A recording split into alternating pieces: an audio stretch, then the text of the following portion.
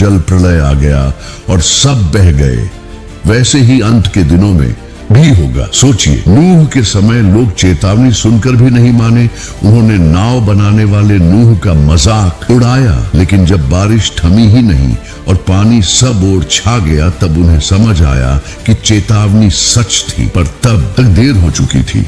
आज भी कुछ वैसा ही हो रहा है। दुनिया ने विज्ञान और तकनीक को सब कुछ मान लिया है, लेकिन जैसे जैसे एक एक घटना सामने आ रही है, चाहे वो 2025 की लगातार बाढ़ें हों, बादल फटना हो, जमीन का खिसकना हो या फिर तपती गर्मी हो, यह सब नूह की कहानी की याद दिलाता है कि परमेश्वर के वचन कभी झूठे नहीं होते। यीशु ने मत्ती रचित सुसमाचार अध्याय 24 में साफ कहा था कि अंत के समय में जगह जगह अकाल, भूकंप, महामारी और युद्धों की चर्चा होगी और लोग भय और घबराहट में भर जाएंगे।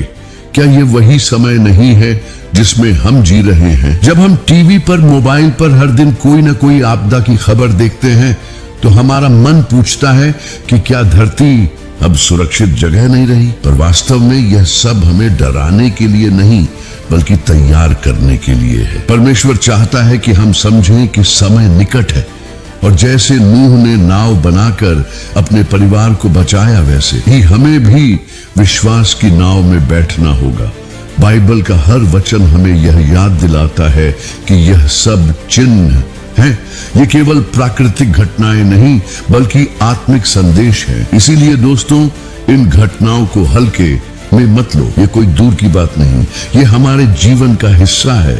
ये हमारी पीढ़ी की आंखों के सामने घट रहा है, और अगर हम अभी से नहीं चेते तो कहीं ऐसा ना हो कि जब समय समाप्त हो तब हम पीछे मुड़कर कहें, काश हमने पहले विश्वास किया होता। दोस्तों, जब हम बाइबल की भविष्यवाणियों को ध्यान से पढ़ते हैं तो हमें साफ दिखाई देता है कि परमेश्वर ने पहले ही चेतावनी दी थी कि अंत के दिनों में ऐसे चिन्ह दिखाई देंगे जिनसे लोग समझ सकें कि समय निकट है। यह चिन्ह केवल प्राकृतिक आपदाएं नहीं, बल्कि आत्मिक जगत का संदेश है, ताकि मनुष्य संभल कर लौट आए। पुराने नियम में यशायाह नबी ने कहा था कि पृथ्वी बहुत टूट जाएगी, फट जाएगी और बहुत हिल जाएगी। ये वचन आज के भूकंपों और धरती के हिलने की घटनाओं में जीवित होता है। यिर्मयाह नबी ने चेतावनी दी थी कि यदि लोग पाप से न लौटे तो उत्तर दिशा से विध्वंसक आएगा और सब कुछ नष्ट कर देगा। और आज जब हम युद्धों और सीमाओं पर तनाव देखते हैं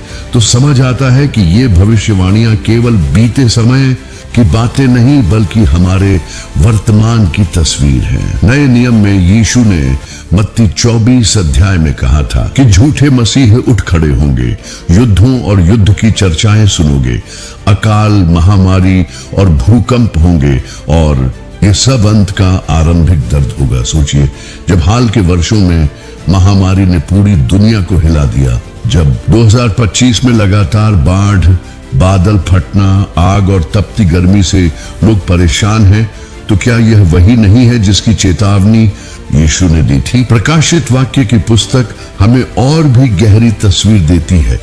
जब 7 मुहरें खुली तो हर मुहर के साथ एक नया संकट आया।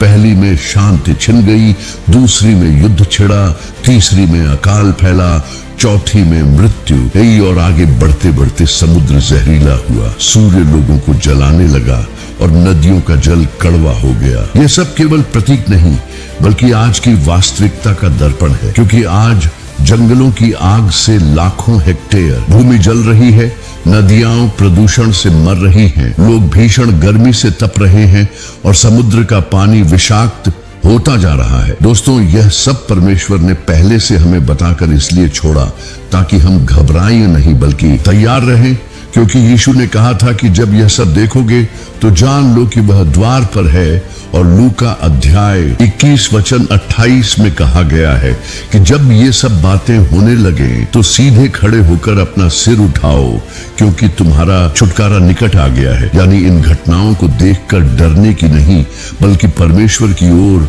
और दृढ़ विश्वास से लौटने की जरूरत है। जब हम अपने चारों ओर नजर डालते हैं तो साफ दिखाई देता है कि केवल प्राकृतिक आपदाएं ही नहीं, बल्कि युद्ध, हिंसा, आतंक और नैतिक पतन भी उसी तरह बढ़ रहे हैं जैसे बाइबल ने भविष्यवाणी की थी। और यही कारण है कि परमेश्वर का वचन आज पहले से कहीं अधिक प्रासंगिक और जीवित दिखाई देता है।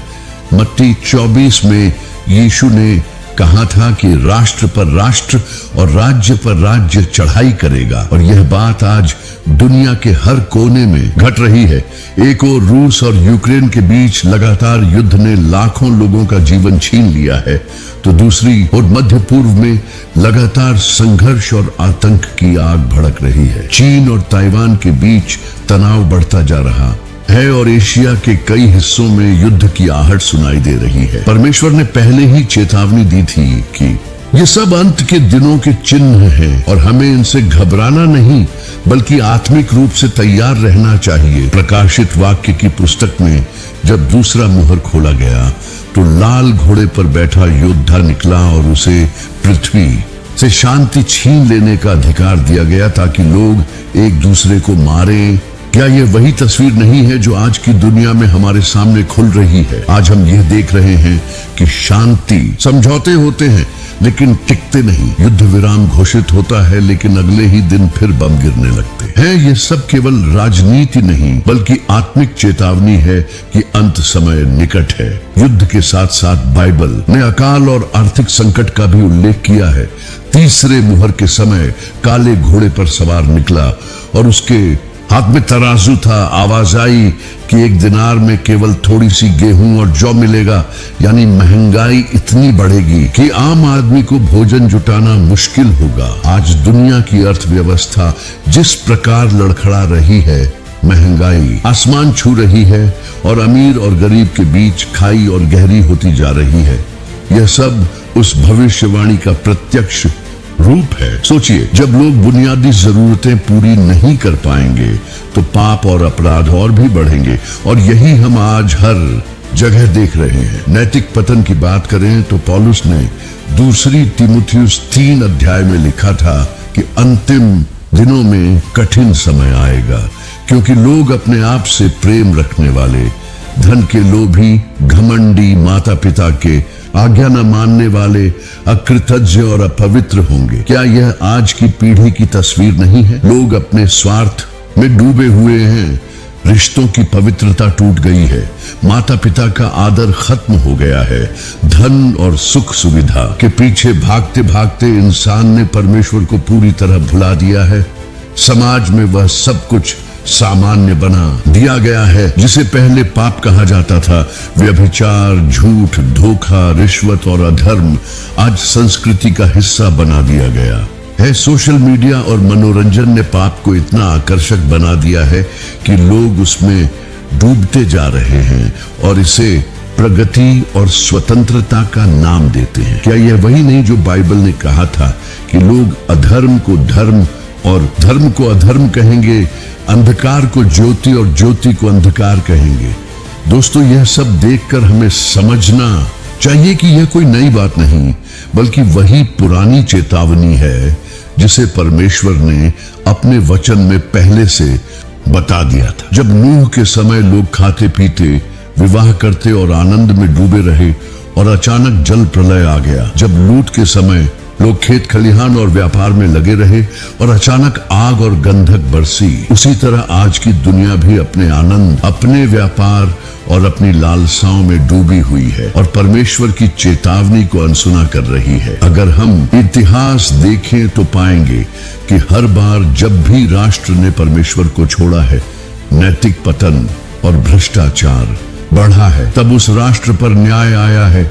मिस्र का पतन, बाबुल का पतन, रोमी साम्राज्य का पतन, ये सब केवल ऐतिहासिक घटनाएं नहीं बल्कि आत्मिक सिद्धांत है कि जब मनुष्य परमेश्वर से मुंह मोड़ता है तो उसका पतन निश्चित है। और आज पूरी दुनिया वही रास्ता चुन रही है। आज का समय इतना खतरनाक इसलिए है क्योंकि न केवल राष्ट्र युद्ध में उलझे हैं बल्कि आम इंसान का मन भी युद्ध और हिंसा से भर गया है।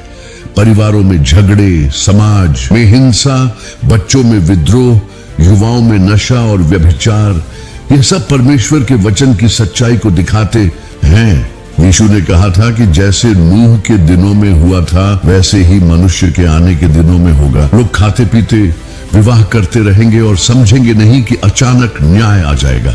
क्या आज की दुनिया वही तस्वीर नहीं है? दोस्तों, इस सब का मकसद हमें डराना नहीं बल्कि सचेत करना है, क्योंकि परमेश्वर ने पहले ही कहा था कि आकाश और पृथ्वी टल जाएंगे पर मेरे वचन कभी न टलेंगे। यानी चाहे दुनिया की व्यवस्था कितनी भी बदल जाए, चाहे विज्ञान कितनी भी तरक्की कर ले, परमेश्वर का वचन अटल है और वही सच्चाई है जो कभी असफल नहीं होगी। अब प्रश्न यही है कि क्या हम इन घटनाओं को केवल खबर मानकर अनदेखा करेंगे या इन्हें परमेश्वर की आवाज मानकर तैयारी करेंगे? क्योंकि जो तैयार हैं वही छुटकारा पाएंगे, जो लापरवाह हैं वे अचानक आने वाले संकट में फंस जाएंगे। क्योंकि बाइबल ने पहले ही बता दिया था कि अंत समय में आकाश, धरती, समुद्र और प्रकृति के हर हिस्से में हलचल होगी और मनुष्य घबरा उठेगा। लूका अध्याय 21 वचन 25 में यीशु ने कहा था कि सूर्य, चंद्रमा और तारों में चिन्ह होंगे और पृथ्वी पर जातियां समुद्र के गरजने और लहरों के कारण संकट में पड़ेंगी। लोग भय और आने वाली घटनाओं की आशंका से मूर्छित हो जाएंगे। और जब हम आज चारों ओर बाढ़, बादल फटना और समुद्र की उठती लहरें देखते हैं तो साफ हो जाता है कि परमेश्वर का वचन आज जीवित होकर बोल रहा है। 2025 में जिन तरीकों से उत्तर भारत, नेपाल और पाकिस्तान के पहाड़ी इलाकों में बादल फटने की घटनाएं हुई, जिसमें कुछ ही मिनटों में पूरा गांव बह गया, घर तबाह हो गए और लोग लापता हो गए, यह हमें याद दिलाता है कि प्रकृति की शक्ति को इंसान कभी वश में नहीं कर सकता। यह वही चेतावनी है जो परमेश्वर ने दी थी कि जब लोग अपनी शक्ति और विज्ञान पर घमंड करेंगे तब उन्हें समझ आ जाएगा कि परमेश्वर के बिना वे कुछ नहीं। केवल बाढ़ ही नहीं बल्कि आग की आपदाएं भी अब हर साल बढ़ रही हैं। ऑस्ट्रेलिया, कनाडा और अमेरिका में जंगलों की आग ने लाखों हेक्टेयर भूमि और करोड़ों पेड़ भस्म कर दिए। हजारों लोगों को घर छोड़ना पड़ा और आसमान महीनों तक धुएं से ढका रहा। प्रकाशित वाक्य अध्याय 8 वचन 7 में लिखा है कि जब पहली तुरही बजेगी तो ओले और आग लहू के साथ पृथ्वी पर गिरेंगे और पृथ्वी का 1/3 भाग जल जाएगा, पेड़ों का 1/3 भाग जल जाएगा और हरी घास जल जाएगी। सोचिए, क्या यह वही तस्वीर नहीं है जो आज हमारी आंखों के सामने खुल रही है? इसी तरह भीषण गर्मी और लू भी अब पहले जैसी नहीं रही। यूरोप, अमेरिका, भारत और चीन में 50 डिग्री तक तापमान पहुंच गया। लोग सड़कों पर बेहोश हो रहे हैं। बिजली और पानी की किल्लत हो गई है। प्रकाशित वाक्य अध्याय 16 वचन 8 और 9 में लिखा है कि चौथे दूत ने सूर्य पर कटोरा उंडेला और सूर्य को मनुष्यों को आग से झुलसाने का अधिकार दिया गया। लोग बड़ी गर्मी से झुलस गए और परमेश्वर के नाम की निंदा की, पर मन फिराना स्वीकार नहीं किया। यानी आज जो भीषण गर्मी हम देख रहे हैं वह केवल ग्लोबल वार्मिंग या विज्ञान की भाषा नहीं बल्कि आत्मिक सच्चाई है कि परमेश्वर ने पहले ही चेतावनी दी थी कि सूर्य लोगों को जलाएगा और लोग पश्चाताप करने के बजाय परमेश्वर की निंदा करेंगे।